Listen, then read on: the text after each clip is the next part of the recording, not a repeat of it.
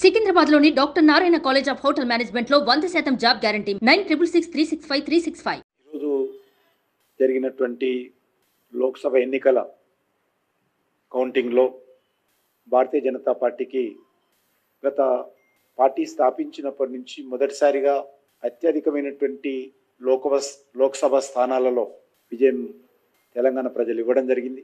ఆ రకంగా ఉమ్మడి ఆంధ్రప్రదేశ్లో కూడా ఆంధ్రప్రదేశ్ తెలంగాణ కలిపి కూడా ఏ రోజు కూడా మేము ఇన్ని స్థానాలలో స్వతంత్రంగా పోటీ చేసి గెలవలేదు.